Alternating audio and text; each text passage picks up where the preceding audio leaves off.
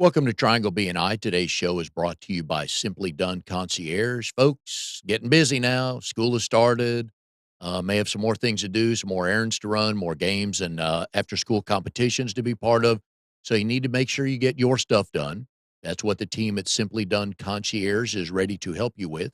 If you will go to simplydoneconcierge.com, let us know how we can help you, and we'll be on the way to helping you be in two places at once. Hi, everybody. My name is Mike Manning. Welcome to Triangle BNI. Each week, we bring you a local small business success story. If you are not familiar with BNI, it's Business Networking International, the world's largest networking organization.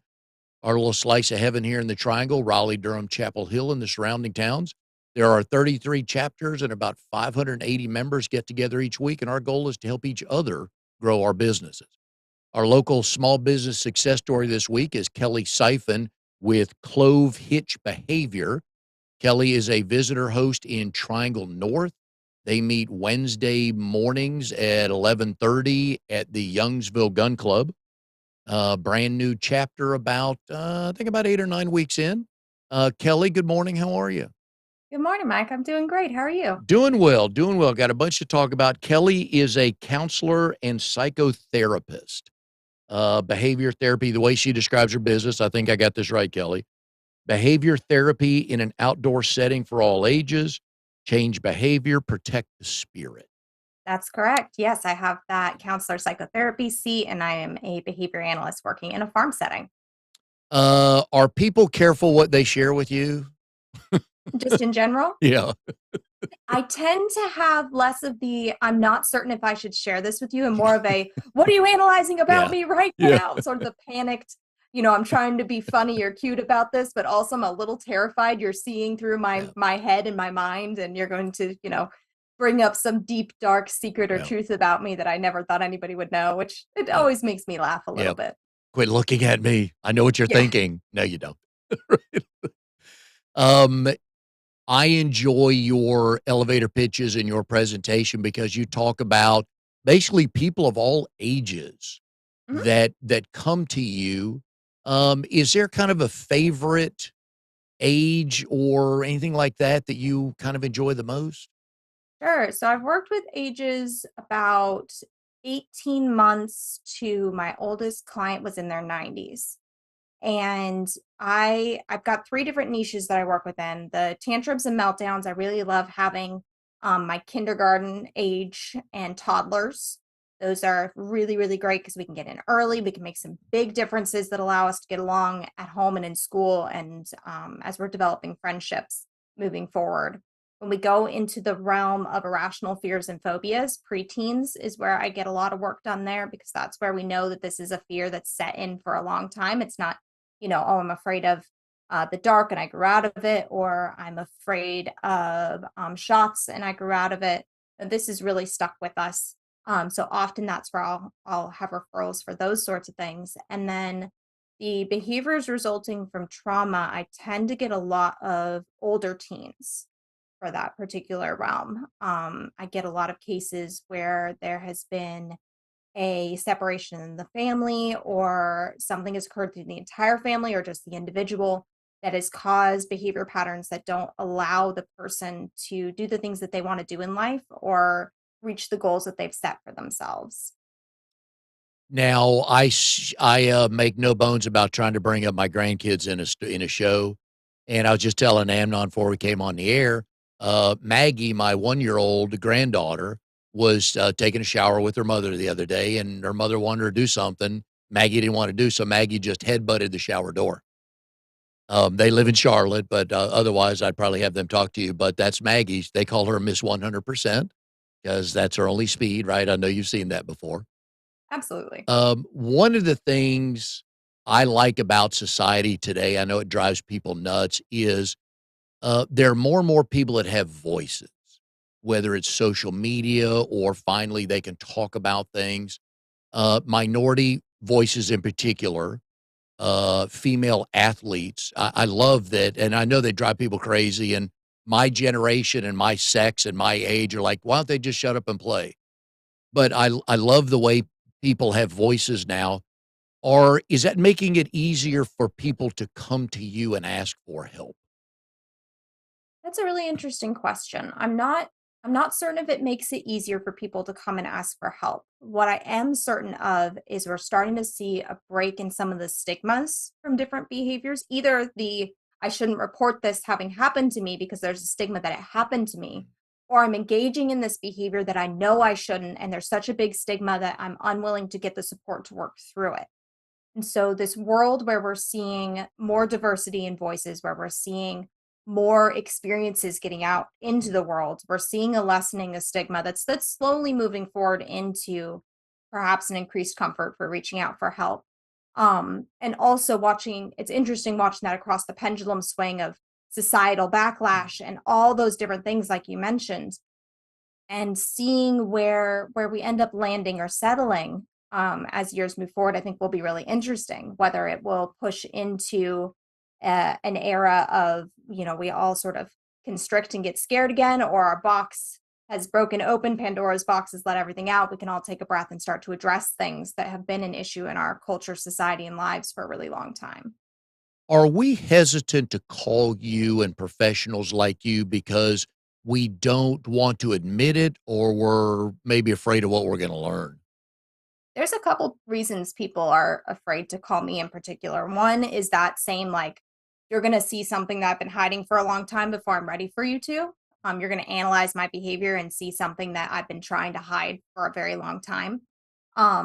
Another piece that comes from that when I've got parents coming in is that I've talked to so many people, I've tried so many things. There's no way this will work. And I'm just tired of looking in the face of failure and going, I really want to support my child through this and nothing has worked so far. How on earth could this next thing work? So a lot of that comes down to a lot of shame. How do I know that this is a piece of my reality, that I'm in a really tough situation with a really tough behavior, and how do I have that exist and coincide with I'm still a good person, or my child is still worthy, or I have, even though, this opinion's coming forward or that opinion's coming forward, perhaps they've been kicked out of daycare or they're talking about expulsion from school. How do I have that and my love for my child at the same time? And will this person that I'm bringing in be able to hold those two truths as well? This is perhaps an abhorrent behavior and a genuinely good and worthy child or person that needs support in order to work through it. And for parents, it's hard because we hear about, I mean, you've heard ad nauseum about the terrible twos, which I believe it should be called the threes because that's really when hell rained down on our house when our oldest one turned three, but that's neither here nor there. Sure. And you think that, oh, it's just a phase or a stage or we'll do this, we'll do that. Is it usually an event that happens that get people to call you? It'll either be a holy smokes event, I never expected this to happen, or a I've tried everything and I don't know what else to do. So sort of the examples of holy smokes events might be I never expected my child to spit in my face. I never Mm. expected my teen to steal the car. I knew we would be okay until they did X and they just did X. I can handle this until I see that, and we just saw that.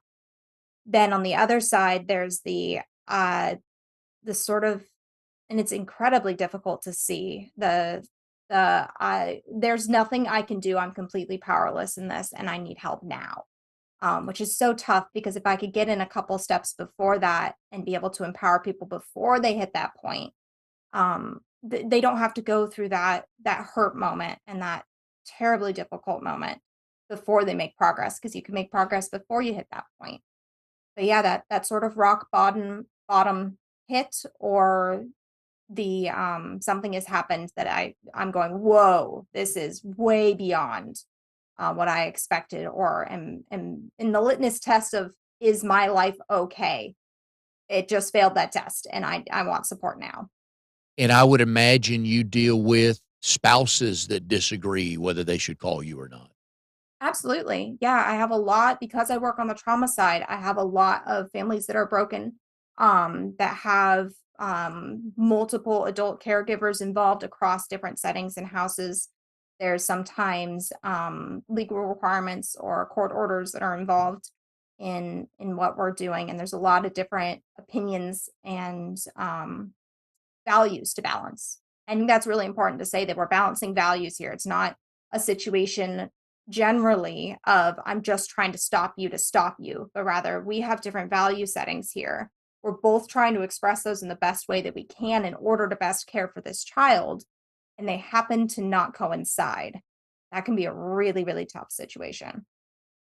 Yeah, it's again going back to just the K through 12, and you can spread it out all over the place, but just K through 12, and is it the crowd they get in? Is it their personality? Do they kinda get behind the 8 ball? Maybe somebody's bullying them, and and again, that one I have no idea how to deal with, but I know there's all kinds of different things that start conversations with you. Sure. I think some of the scariest conversations that I have had recently are going to be the ones that have to do with technology. For example, Yeah. Snapchat, Discord, Roblox, all those places where you can perhaps accidentally get in contact with adult strangers and have those interactions not be safe ones and turn into really unsafe situations. So that's been a really tough one to watch as it's evolved. In the last couple of years, I'm definitely seeing more of that where their behavior was influenced by someone they had never met before online, in an attempt to save face, like a blackmailing sort of situation, in an attempt to impress somebody or to be accepted into a group. All sorts of different things are happening, and it's really tough to see such a beautiful tool that is the connectedness of internet also be such a destructive tool at times. Is it we hear stories about parents that have a locator on their kids' phones. Just know I think there's a plan that the whole family can know where they all are.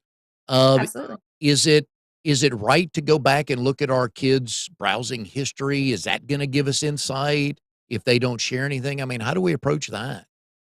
That's a really tough one. And again, we want to go back to values of the family because there's some families who, from the very beginning, say everything that you do on this device is going to be open to me, period. Like with full disclosure from the very beginning, we both understand what's going on here. And there's going to be other families that say this is your private device, use with it as you will. This is a part of your privacy. And what we're doing is we're creating relational frames around those things. Technology equals, this is adult monitored activity. That's the frame that I see my activity through, or technology equals this is private. Therefore, I see it through that frame. And, many things fall under private and many things fall under modulated by adults. But by choosing and communicating the direction that the technology is going to be, you can get ahead of a lot of the disagreements on that. As far as going through and say sneakily checking up Mhm. on stuff, I generally don't encourage that. Simply because you get into the can I trust you um issue. And what that can turn into is, oh, you're going to sneak to check on me, so I'm going to sneak to make sure you can't check on me. And you can start reinforcing different behaviors that are incredibly intricate and unfortunately will work against you in being able to keep your child safe. So things like if you are secretly checking browser history, find something that you'd prefer they not be involved with, bring it up to them, and then they figure out history. That's how they found it. Now I know how to delete history. Now I know how to find specific things to delete. Ah. So considering having that open conversation from the beginning, figuring out how to get ahead of some of those challenges. There's different apps. I believe I heard of one recently called Bark, that can go through and look at everything that your child is involved in. Again, telling them in the beginning, this is how this piece of technology is used. This is how it reports me. We're going to have this back and forth. We're going to be safe here. Um, can get ahead of a lot of that, "Oh, I have to sneak around in order to access things." Yeah, and again, having 2 boys that there was no technology back in the '90s, we didn't have to worry about that. I that's a whole whole 'nother world, and that's just gonna do nothing but Absolutely. grow legs, right? Yeah, Yeah, it's been really, really tough because there's so much access to so much information and very little context for being able to analyze and categorize that information in a healthy way. yeah. Tell me how you came up with clove hitch behavior. Sure. So the farm I'm on is Clove Hitch Farm. My husband and I both have backgrounds that have to do with tying knots. I have a ranching and farming Mhm. background, and the clove hitch knot is a knot that we used on the ranch. And my husband was a sailor, so he has that background for tying knots. We were looking through how do we find something that for the farm that talks about flexibility, that talks about ability to change. And we found that that particular knot is used in both the sailing world and in the farming world, and is all about adjusting and being able to be very strong, but being able to shift as needed. It seemed like the perfect fit for us. I like that. You Yeah. have, I do some professional stalking prior to the show. Just, I want to come up with some good stuff and learn, and Mhm. laugh about the funny stuff that we all have and do in our background. You have an interesting mix of behavioral positions and roles and farm jobs. Yes. So when did the farm stuff start? Sure. So I was always interested in agriculture. My grandfather had a ranch in Texas that I grew up visiting. And as soon as I had the chance to, I was the kid that would bring home snakes and injured bats and, all the delightful stuff that your mom hopes you bring home. Yeah. Sorry, mom. Everything from injured butterflies to large mammals. It was problematic in its own ways, but I was always interested in nature and in animals. And when I got into high school, I got involved in Future Farmers of America and really started to get a love for agriculture and recognizing its basis for our world to be able to work effectively and for us to be able to live healthfully. And with that, I went forward and started working a number of different farms and ranches, everything from polo clubs, taking care of the horses there and grooming. I raised hogs. I helped out at vets' offices, really anything I could get my hands on. And all through university, I was working at the ranch and picking up little odd jobs at different farms and just always found a way to have agriculture in my life no matter what else I was doing. And it was a wonderful way to keep myself grounded through the tough times and to learn how to grow while growing, if that makes Mhm. sense. Like growing plants, growing animals, growing health of the land is a fantastic way to mirror your own growth and to be able to see it through a different lens. And, who is residing on your property other than you and your husband these days? Kind of four-legged creatures you got with you. Sure. So I've got some four-legged, some two-legged, and some no-legged. I've got two horses, Billy and Nancy. And then right now I'm seeing out my window the flock of geese. We also have ducks, chickens, cat, a couple of barn dogs, a number of goats. And then we have a pond that has some giant goldfish in it. They're delightful. And every wild creature you can think of: copperheads, black snakes, blue-tailed skinks, just an absolute plethora of little critters. Alright, so who and how names their horses Billy and Nancy? So Nancy, both are, I'm hesitant to say rescues. I'm going to say adoptions for Mhm. both of them.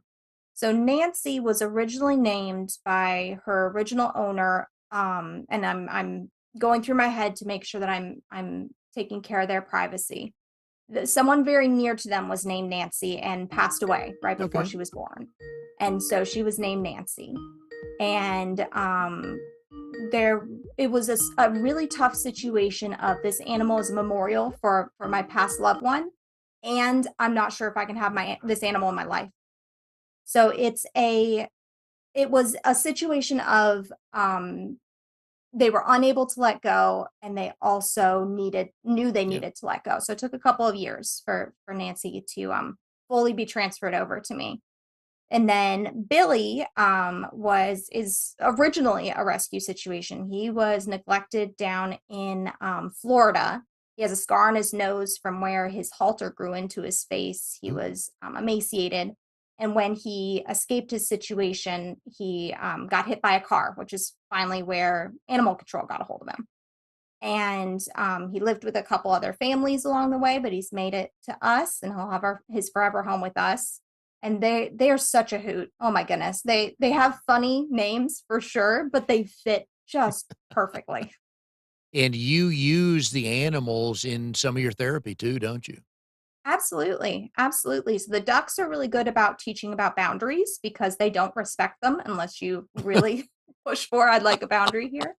The geese as well. The geese would like you to respect their boundary, and they're very clear if you come too close or do something they don't appreciate. Billy, because he has that tough background, has some pretty big fear and anxiety responses, like putting up a big show or trying to bite or kick you. If you make an idea, or rather make a movement toward you're going to take his food or you're going to take him away from a safe space. At the same time, he's very playful and funny. So you've got a great how do I come into this area and match my energy with his and help bring it down together, sort of practicing co-regulating. With the goats, they are surprisingly large animals. They can be pretty intimidating. And we can come in and find how gentle they can be while also keeping our own bodies safe. So they have horns. I have to watch out for my eyes. I have to read the situation and know when something's going to pop off. Two goats going for each other, not get in the middle of it, and trust that these big animals can trust me and I can trust them, that we'll take care of each other as long as we're being mindful of what's going on in the group and change our behavior and modulate sort of our energy as needed. And you were telling us earlier you have a goat with a broken leg.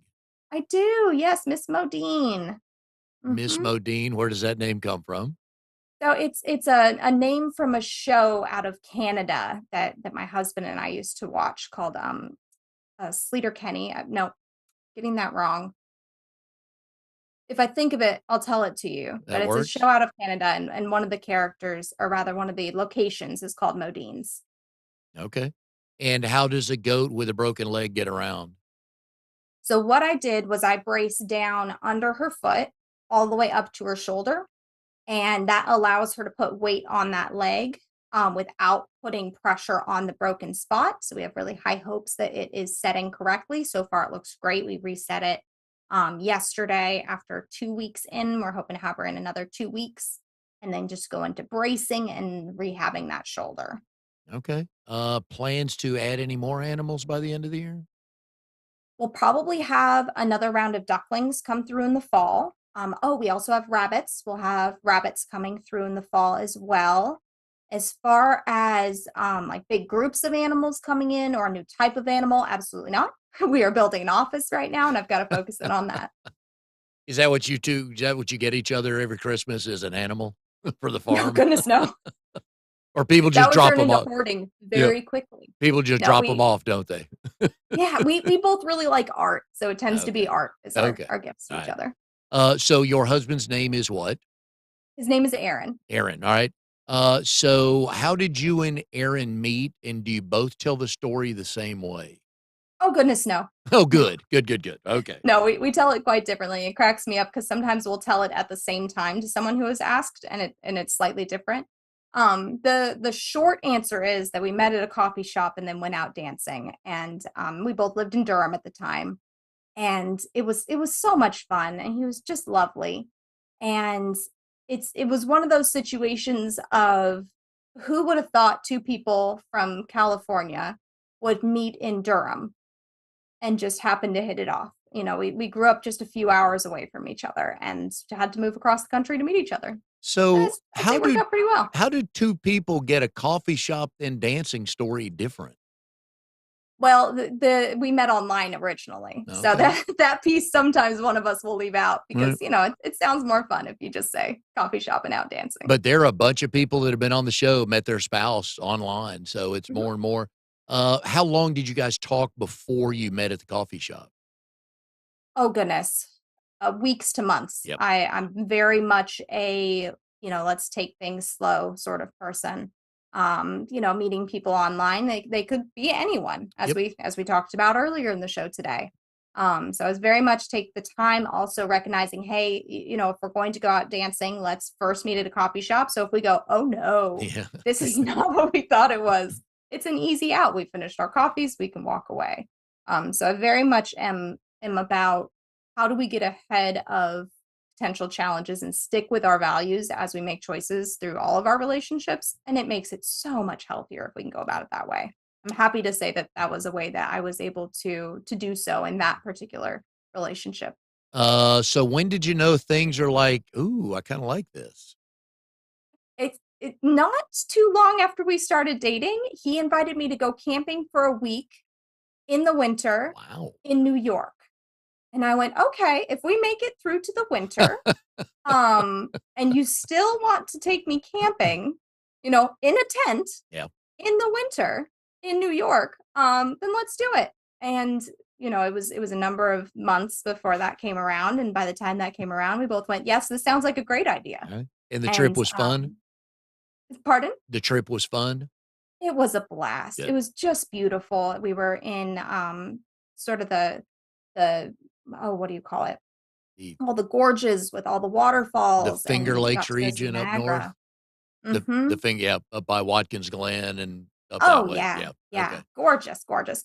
Quite chilly. Did you think? Quite Huh. chilly. Yeah, and a little bit white on the ground, right? A little bit, Yeah. yeah, Alright. yeah, and then a bit breezy, That's and, it was an experience. The first night, we definitely were a little less prepared than we thought we were, but we survived, yeah. and we're still here today. For the first date at the coffee shop, how many of your family and friends knew where you'd be and at what time should they not hear from you? I don't even recall how many, but it was several. It's again, it's Yeah. there's when we're talking about mixing online with real life, Yep. precaution, precaution, precaution, and that equals safety. There's not a lack of romance with precaution. It's just how do I do this in the best way possible? So Yep. absolutely, multiple people knew where I was going, all the plans through because, Good. always better to be safe. I have, 4 nieces, and 3 of them are out of college, one's a junior, and I gave them all the same advice, with regards to guys in college. Don't believe anything a college guy tells you, and second of all, make him ask you out twice, because if he Mm, really, really wants to go out with you, he'll ask twice. We will chase. If there's a woman or somebody we wanna meet, we will like, "How about today? How about today?" So, they yeah. followed that advice and but yeah. One of your other cool jobs, I don't think many people you don't talk about much during your elevator pitch, is you were a Napa auto parts delivery driver. I was indeed. Yep. I was after I had earned my master's, because this is what you do after you earn a master's. Um, I was working at the family ranch, and again, I'm going through, the privacy of other people involved in stories. It became very clear that as a female, it was not my place to take over the family ranch, that I would need to be married and that he would take over the ranch. And at that point in my life, it was, and it's just generational Mhm. differences. Oh, It's yeah. it's just the way it goes. But I recognized, oh, this is not a place for me right now, and that breaks my heart. What in the world do I do now? And so I moved back to my college town and I started delivering car parts and, going to car shows and holding trophies and driving car parts all around Texas and the whole nine yards just to go. I need to completely focus on what does it mean to be me now? Mhm. Because that was something, taking over the ranch and having all these big plans and ideas was a lot of what I had made into myself. And so when that was no longer an option, a big piece of what I considered me sort of flew away. And by taking a job that was pretty straightforward and I could do fairly easily and didn't take a lot of brain power, I was able to go, okay, how do I find me again? And part of that was playing roller derby. Part of that was making new friends. Part of that was exploring what the next thing in my career would be. But yeah, Napa Auto Parts was definitely a big step in my in my career. and not something that I usually bring up in elevator pitches. That's absolutely true. Yeah, so let's go back to the roller derby. I need to hear more Mhm. about this in future meetings, because you piqued my Sure. interest.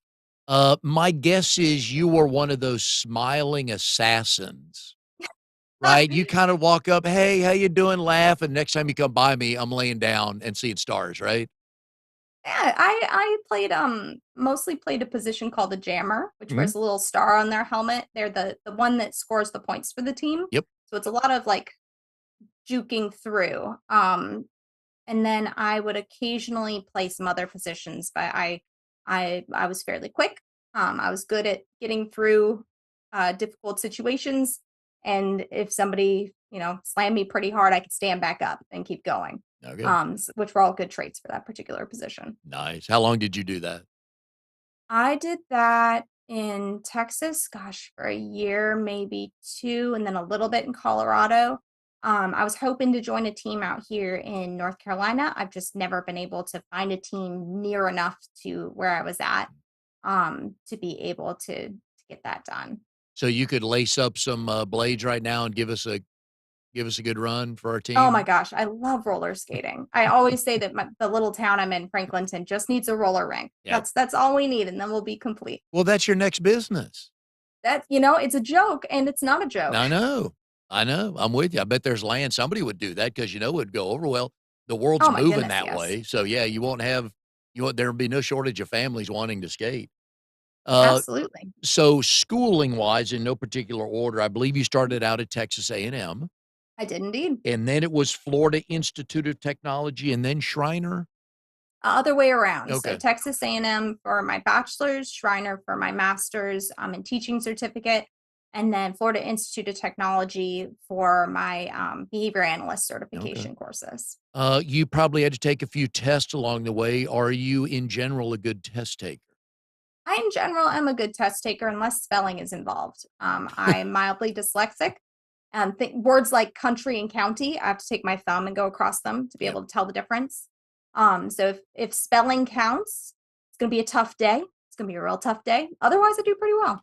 Would you have preferred the test where there were 3 questions, it was all essay, you have an hour, go? Oh yeah, I'm a chatter. Yeah. I will chat about it. I will argue both sides. I love taking things from different frames, which I think is part of why I'm good at my job. I can look at things and go, but what if I believed Yeah. this? I could see you debating yourself during that 1 hour writing stuff down, your Oh yeah, professor's going, "Kelly, what's going on here?" yes.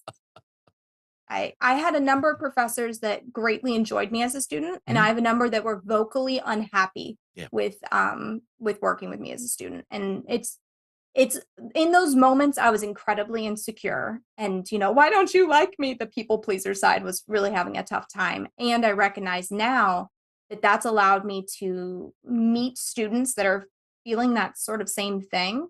I have this behavior that makes it really hard for my teacher, and my teacher has been vocally unhappy with having me as a student, and go, okay, yeah, honey, I've been there.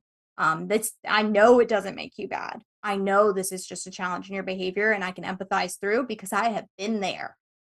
Yeah, and that's I think I can say it this way, that's a them problem, meaning that's a teacher problem if they keep doing Mm, that, which means they were probably taught that way, and they do it that way every year, and like, "Well, I've been working here 22 years." And that's tough on the student. sure. Yeah. Yeah, it's a tough one too, Mike. And this is where I'm doing that same thing where I'm like, yeah, of course it's the teacher problem because you're the adult in the situation. Stand up, let's go.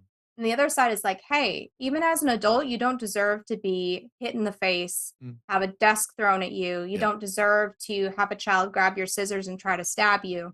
So there's the piece of behavior is really tough at times. And that doesn't make the person bad, but it can make the behavior unacceptable. And again, how do we hold those two truths? And the behavior of the adult counts as well.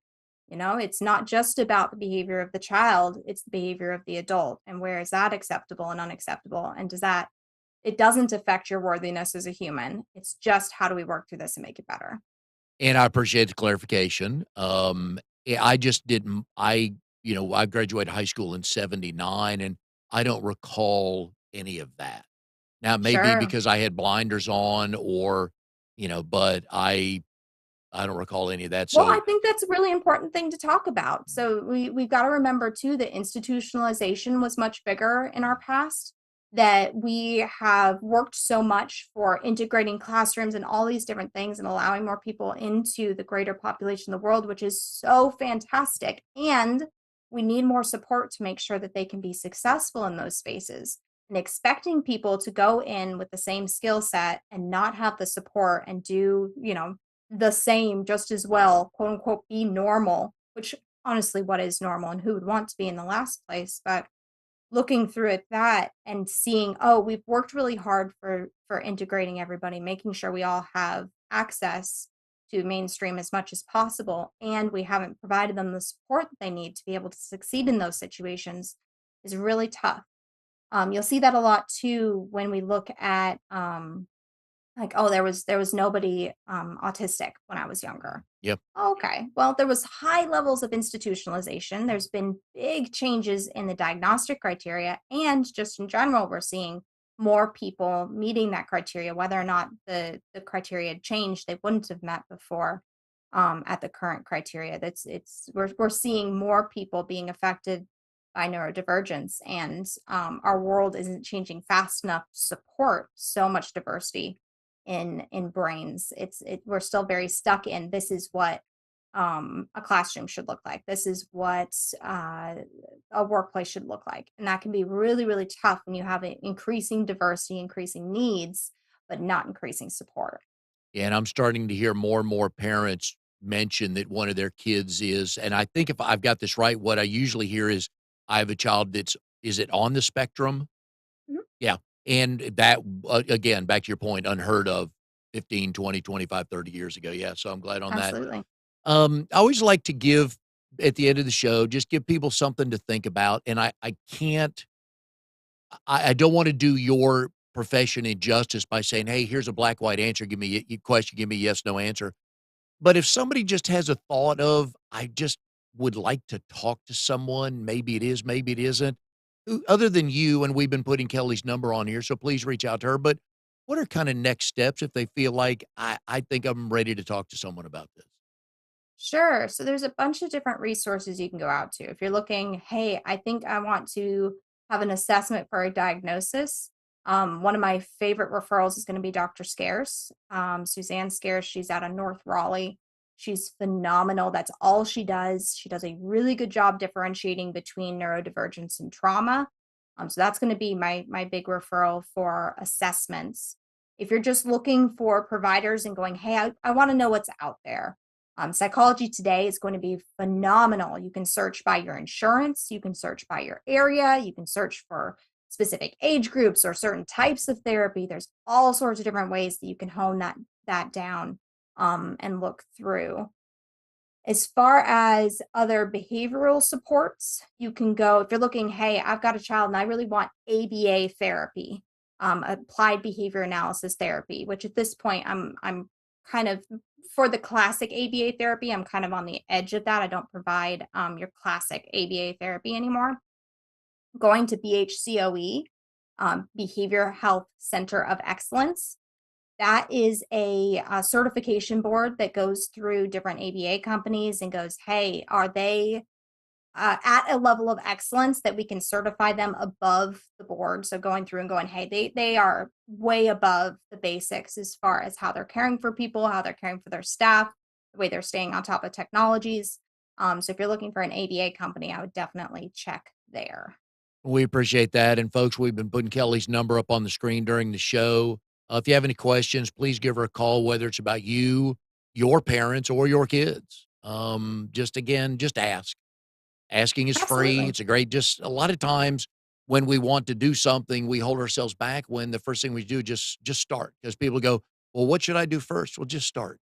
Ask the right people, the right questions, and kind of see where that goes. So, appreciate the education on your world, which is ever changing, and and we no idea where it goes. But yeah, the technology part of it can be very scary. So I'm sure you have heard your fair share of stories on that. But anyways, if anybody is out in the Franklinton, Youngsville area on Wednesdays around lunchtime, there's always a pretty good food truck out in front of the gun club, right? so they can get a good Absolutely. It's meal, delicious. come meet some professionals and some sales professionals and business owners and see what they can do for you, help you with your business.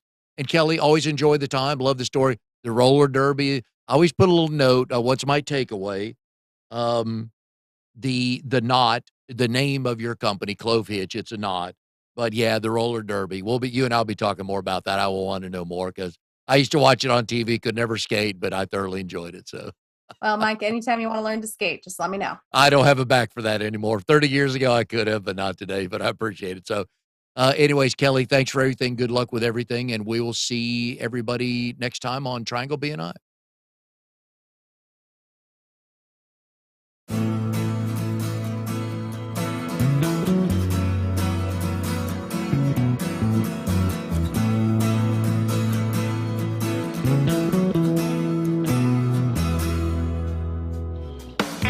You are tuned to the Nissan Communications Network.